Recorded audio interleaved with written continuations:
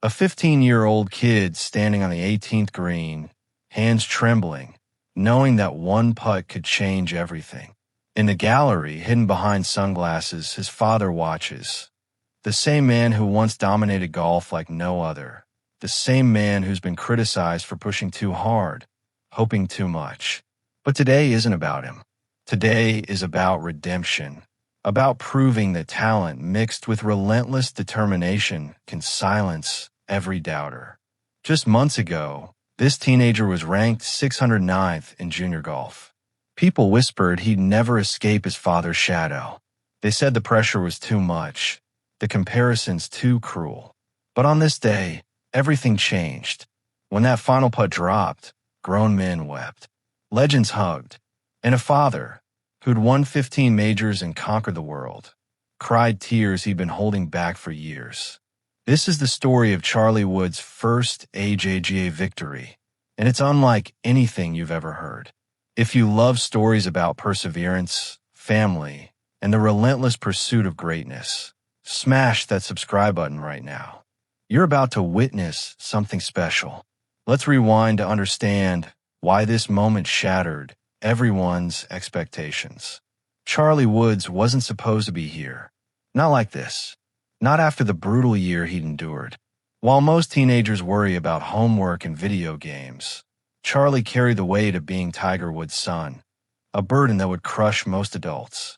The junior golf circuit is unforgiving. These aren't casual weekend tournaments at your local country club. The American Junior Golf Association represents the absolute elite. Future PGA Tour professionals. Kids who've sacrificed normal childhoods to master a game that breaks hearts more often than it rewards dedication. And Charlie, he entered this world with a target on his back bigger than any 15-year-old should carry. Let's talk about that 609th ranking. That number haunted him. Every tournament registration, every tee time, every pairing sheet, 609th. In junior golf terms, that's invisible. That's the kid nobody interviews, nobody scouts, nobody expects anything from. Except Charlie Woods could never be invisible. His last name guaranteed that every missed cut, every bad round, every moment of struggle became public consumption. The golf media loved the narrative. Tiger's son can't handle the pressure. Comment sections exploded with armchair psychologists diagnosing his mental game, his swing mechanics, his future. Some said Tiger pushed too hard. Others claimed he didn't push enough. The truth? Nobody knew what happened behind closed doors, in those quiet moments between father and son. But here's what we do know. Charlie didn't quit. That's the first chapter of this story that matters. When you're a teenager ranked 609th and your father is the greatest golfer who ever lived, quitting would be the easiest thing in the world. Who would blame him? He could walk away, live a comfortable life, avoid the comparison game forever. Instead, Charlie doubled down. The work began in the shadows. Early morning range sessions before school, fitness training, mental coaching, course management studies. Tiger knew something about comebacks.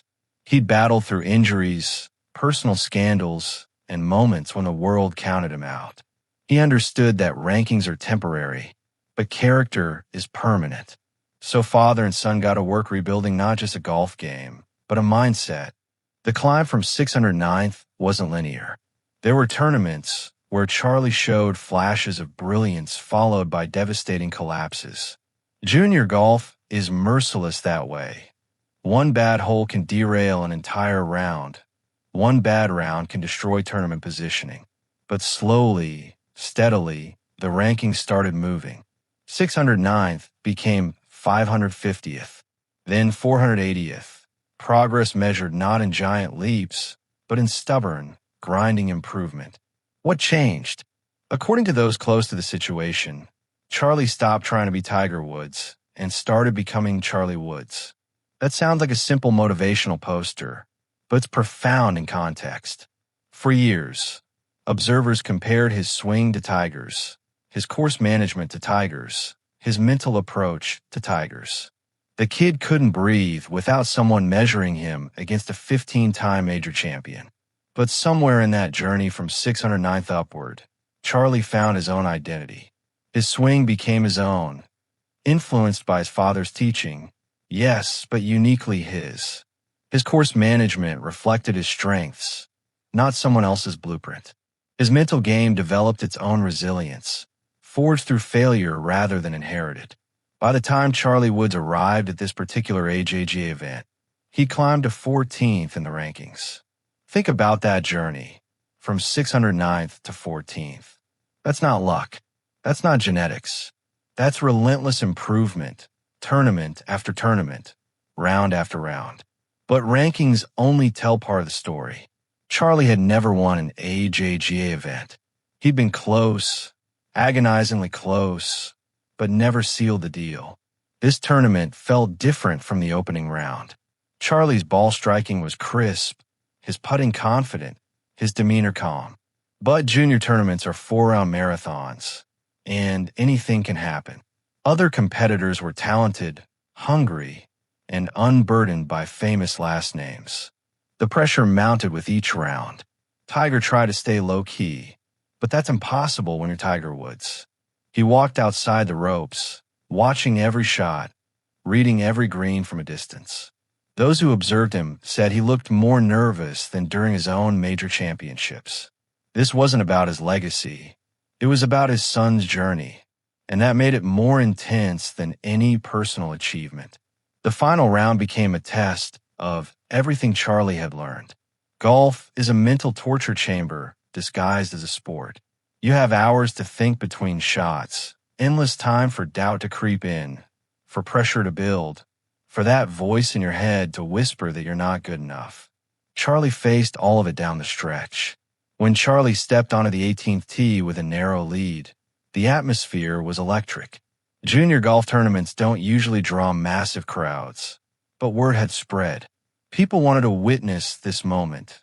Tiger Woods' son, on the verge of his first AJGA victory, trying to close the deal with his father watching. The drive on 18 found the fairway. The approach shot landed safely on the green. And then came the putt. Not for birdie, not for eagle, but for par and the victory. 2 putts for the win. But this was no easy lag. It was that treacherous length where you could 3-putt if you're not careful, where nerves could turn a victory into a playoff. Charlie stepped up to the ball. The gallery fell silent. Tiger stood motionless, every muscle tense. And when Charlie struck that putt, when it tracked toward the hole, when it dropped with that beautiful sound that only a golf ball falling into a cup can make, that's when everything broke open. The emotion was instantaneous and overwhelming. Charlie's playing partners embraced him. His caddy, who'd been through every disappointing finish, hugged him tight.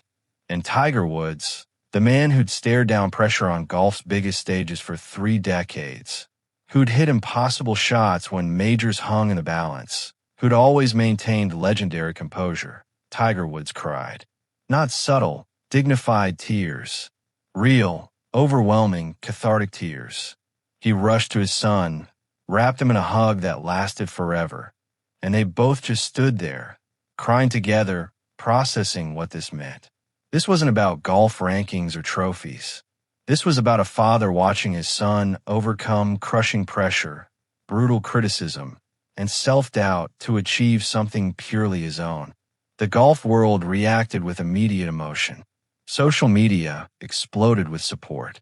Professional golfers who'd known Tiger for decades posted congratulations.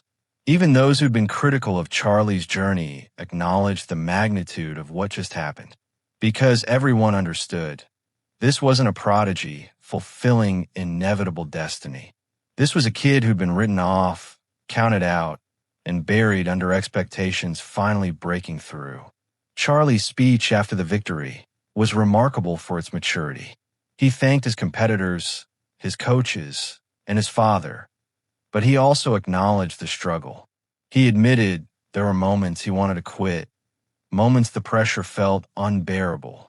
But he kept going because he loved the game, not because of his last name, but in spite of it. Tiger's response was equally powerful. In post-round comments, he said this victory meant more to him than many of his own wins. He talked about watching his son battle through adversity, develop resilience, and find his own path.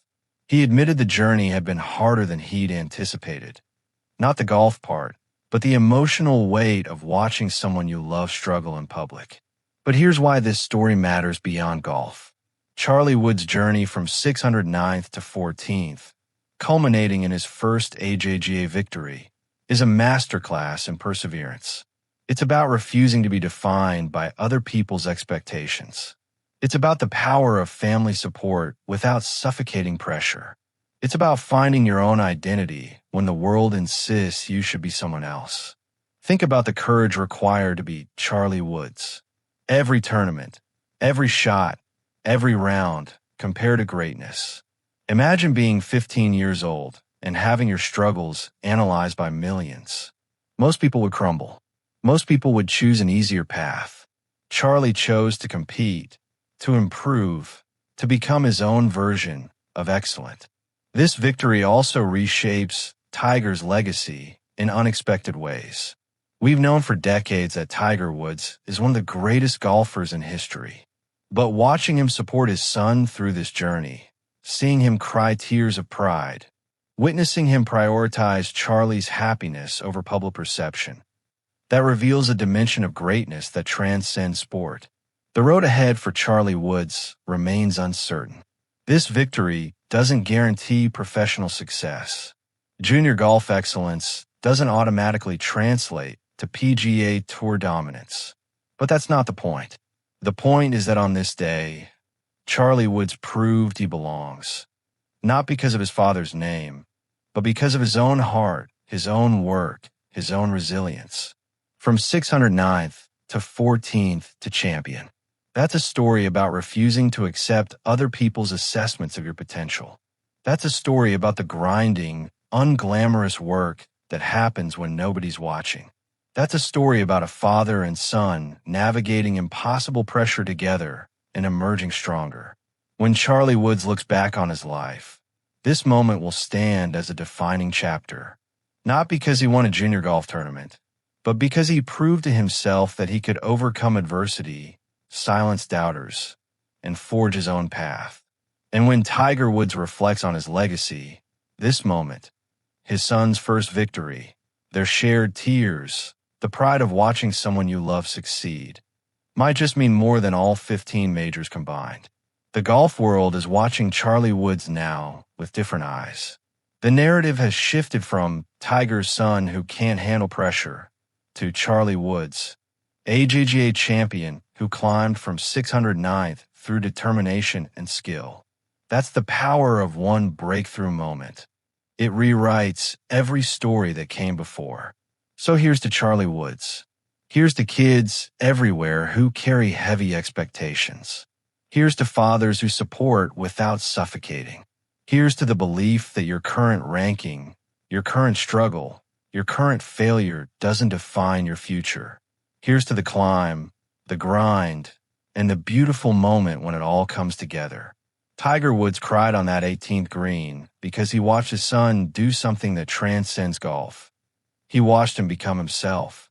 And in a world obsessed with comparisons, with legacy, with living up to famous names, that might be the greatest victory of all.